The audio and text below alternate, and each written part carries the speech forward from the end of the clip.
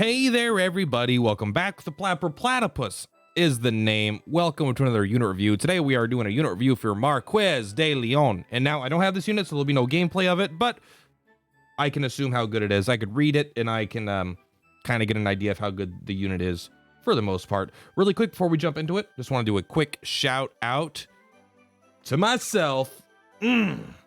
Best content creator in the world. Just kidding. But I just wanted to say, if you guys enjoy my Dragon Quest Tact videos, there is a good chance that you'll enjoy my other content. And I know for like YouTube and stuff, a lot of people will watch a creator for a specific game. I'm no stranger to this. My personal YouTube consumption, right? There's some people I watch specifically for a game, and when they play a different game, I don't really watch them for that. You know, it's just because I don't know. It's not necessarily something that you're not watching them for, or maybe you just don't have interest in the game, right? If I watch someone for Age of Empires 4 and then they play Hades, for example, I may not watch their Hades video because I'm watching them for Age of Empires 4, and maybe I don't want to watch Hades or something like that. But if you like nerdy anime, turn-based RPGs like I do, you might enjoy the Shin Megami Tensei 5 series that is currently going on. They are long videos purposely because I'm doing the full streams just exported straight out.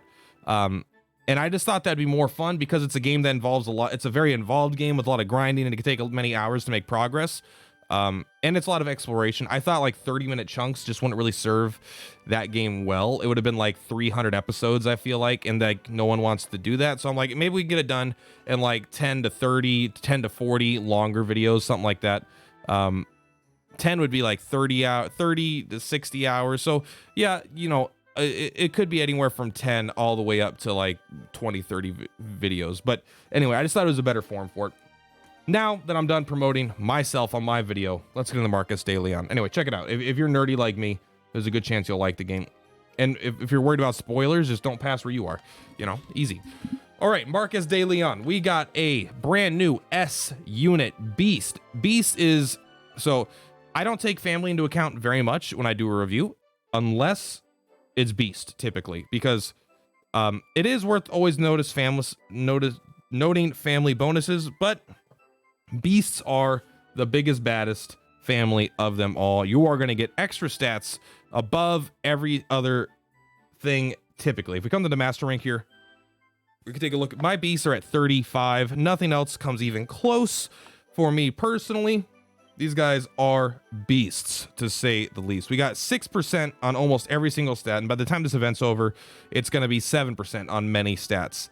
And I mean, look at these party members. Just there's so many beasts, right? And they add beasts a lot. Now maybe this will even out over time, but as of right now, as of recording, beasts are in. So that is going to give this guy some extra stats, which I think just makes them a bit better, because they're kind of like, all my beast units kind of have a free awakening over my riddle units, right? My riddle units have like 2% or something into every stat. These guys have like 6, almost 7% in many stats. And so that's almost like a full awakening of extra power there, which is cool. Something that I think is worth thinking about when you're talking about a beast. This video's already been 3 minutes. I gotta hurry up. All right. He has 815 HP. Good HP. Not good HP. 815 is very low. I'm not gonna lie. I was trying to be optimistic. Pretty low, but this guy he's not really an HP guy, if that makes sense. He's very fast and very violent, does a lot of damage. You can see he has 516 attack. Whew. That is a lot of attack. 448 agility. Surprisingly, I mean, that's on the higher end, but it's like, it doesn't outspeed everything by any stretch. There's plenty of faster units in the game. Which is crazy because that is high agility, but it's just like it is kind of hard. It's still a little bit hard to judge things for me with the 120 stat cap instead of the 110 instead of the 100. You know, things are kind of hard to adjust because I don't know what the new baselines are 100% yet, but 516 attack is good. 336 defense, 228 wisdom, who cares? Movement 4, literally as good as you can get in the game. There's 3 movement options, 2, 3, 4. He has the best of those 3 options. So thank you, Marquez de Leon. He's also a boss and is badass. So he has Beastmaster Healing and Horde Master for his main 2 cool perks. Let's take a look here. Beastmaster Healing heals a major amount of HP when the user when the HP drops under 30% once per battle. It's So this guy has 815 HP, right? So you could be worried about him getting one shot by something, maybe, but probably not. If he drops below 30%, which is okay, let's calculate her, Plat. Let's calculate. Let's just say 815, and obviously these numbers will change for each person a little bit. This guy I think is awakened, but I don't know. These stats are the stats we're going to work with, but they're not necessarily 100% accurate with your team. So we're going to times 0.3, right? So if he drops below 244.5 HP, he is going to heal a major amount. That's pretty big. And obviously if you give him a weapon that increases his HP, this is going to increase the range of this as well. You're probably going to do an attack weapon, but if you have an attack weapon with some HP like a flail, which is probably, but you want the flail on every character, but obviously you want it on this guy as well. That's going to be pretty sick. Like, it's pretty hard to it's not that hard to get him low, but it is hard to one-shot him. And if you get him low without being able to one-shot him, you're not going to attack him because like he's just going to fucking heal up the full, and then he's going to be a huge problem to deal with. So you want to get to a spot where you can get him as close to 244 HP, but then you'll be able to kill him in one shot. So that is, I don't, it kind of, it will depend on how it plays out, but I suspect this ability is incredibly good. Major may not heal him entirely to full, but there's no doubt that this guy is going to be a fucking headache, especially in a fight like a PvE fight where you're going up against something. I don't know, maybe every single turn they attack with heavy crack or, you know, super big bang damage where he's just absorbing, and then he self-heals. Like, you don't need a cover tank for him because he just self-heals all the way up, you know, so that could be really good. I think it's a great ability. Little, you know, I don't need to talk about it anymore, I suppose. We kind of understand. And this one is interesting, though. Horde Master. Actions start on even number turns. So this is even number turns, I think, it's objectively worse than odd number turns because turn 1 is odd. Turn 2 is even. So it's okay that it's the worst of 2 because you're still getting this effect in on your first attack most of the time, unless you're attacking on turn 1, which you sometimes do, but a lot of times you're attacking on turn 2. So when you're getting the position with your team, and on turn 2 you're ready to attack, raises martial potency and effects. I don't know what effects means necessarily, but raises martial potency for beasts and a rhombus around you. That's like 2 in every direction. That's like if you think of a range 2. Range 1 to 2 archer ability or something like that. It'll, you know, it doesn't have to be archer, but it'll be every square within 2 tiles of your character. Very, very cool. And so the thing about this, so it's a buff, right? So it's every other turn, every 2 turns, they get a 3-turn buff and you get a 4-turn buff.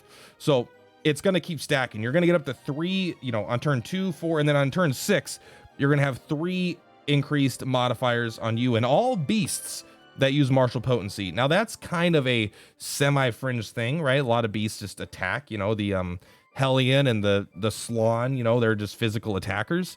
But they added some new beast guys here, and I think this guy has the potential to make Searing Saber Cat, Striking Cat. I don't know, you know, the A unit red Great Saber Cat has a chance to make him really good because he got a new Awaken with Cremate. He has a lot of stuff going on. He's entirely martial based. And so this definitely synergizes with him very well, but is a good unit synergizing with a shit unit good? I don't know. Point is, it buffs himself, but this also is going to stack with his leadership ability that raises beast martial potency by an additional 20%. So this is like, he has like 2 leadership abilities that are both very, very powerful. So this is like the most, potentially, this is like the biggest build around leader in the game so far because he kind of has twice the leadership ability of any other S unit in the game because of this. So if you happen to have a lot of martial beasts, this guy is gonna absolutely wreck. I'm actually quite interested in this unit myself. Let's actually get into his skills though. You know, all this doesn't mean shit if his skills suck.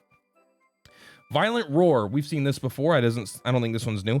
Moderate martial damage to all enemies in area of effect and rarely stuns.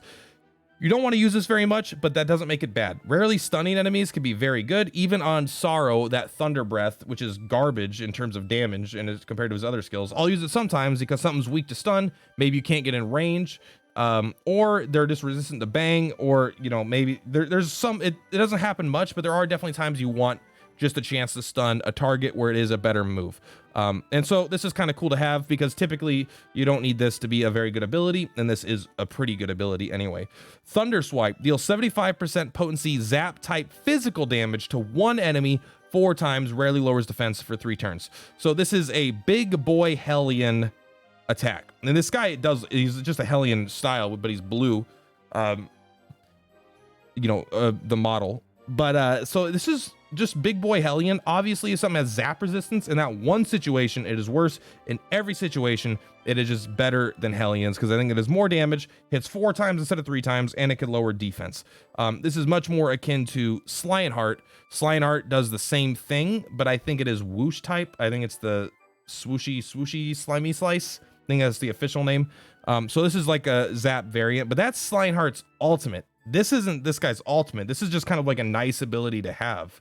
His ultimate right here is Beastmaster Howl. Deals major martial damage to all enemies in an area of effect and occasionally lowers martial resistance for 3 turns. So this guy doubles down a 3rd time on his leadership skill, basically, right? Now he's doing crazy damage because he gets a 20% and he's getting a stacking buff on it. And now this is a thing that you could hit with, which is typeless, so it's always going to be good. And they have a chance to lower their martial resist, which is very rare and obviously super synergistic with everything he does. So he can make your other beast martial units or any martial unit stronger. Again, the issue is there's not that many good beast martial units, but maybe Striking Saber Cat is actually going to be good. It's possible. He's never had a chance to be better than with this guy as the leader. And plus this guy does some zap damage. He does some frizz damage. Maybe they got some coverage tanks here. How much damage does this do exactly? It's kind of hard to know. It's probably going to hit 1,000. It's really hard to know with like, it sounds good when I got this 20% and I got this stack 3 times and then I lower their martial resistance 3 times and I'm in La La Land because everything is perfect and I'm doing the maximum damage every turn. It probably gets pretty high, but like you care about the first few turns of combat more than you care about turns 6, 7, 8, typically. So this guy starts strong, but he gets stronger as the fight goes on. But the thing is, you see Beastmaster's Howl, like that's 108 MP. You're not going to be using this, and he only has 397. You're not going to be using this even 4 times without some assistance there. So that's very, very noteworthy, right? So you could use this 3 times, lower their martial resistance 3 times if you're lucky, and then maybe you're doing violent roar. So this guy's his abilities are very front loaded because of his mana constraints, but at the same time his passive abilities are very long. They're better the longer it goes. So this guy might be kind of if you can't kill something, you might just hold. If you might want a way to recover MP. It's not a lot of ways to do that, but there are some characters that do things like that with awakenings and stuff. So I think this character has to be used kind of carefully. Maybe he might just be strong enough up front where you don't even give a shit about his other leadership ability. Maybe he just goes ham and Beastmaster Howls 3 times. And then after you can't do it anymore, then you're just using his leadership abilities basically to make the other guys stronger. And you're just trying to get a Thunder Swipe in or something. The fact that he could Thunder Swipe so many times is pretty good. Beastmaster's Howl seems like it's a little expensive, but this is at level 1, right? It's going to go down in cost quite a bit. So you're going to be able to get it quite a few times. And I think that's it. Overall, what do I think about this unit? I think this unit seems to me very worth pulling. Thunder Swipe alone is very, very powerful. I really like Thunder Swipe. He's very hard to kill with the Beastmaster healing. He has a very, very cool, I don't know how good it is, but a very cool first awakening. And overall, he seems like he's going to be really strong. So I'll probably do some pulls on him. I have to decide between this and Dimension Dragon. I have to decide between this and Dimension Dragon. Personally, I suspect this guy's better. I like Dimension Dragon more because he's a cool Dimension Dragon, and this is a reskinned Hellion, but I think this guy is probably better. But let me know in the comments below. What do you guys think? Do you like this or Dimension Dragon? What do you think about this unit overall? But that's going to be it for today, guys. Thank you so much for Purplatypus. Hope you enjoyed the video. Yeah, let me know what you think about Marquise de Leon. See you guys in the next one.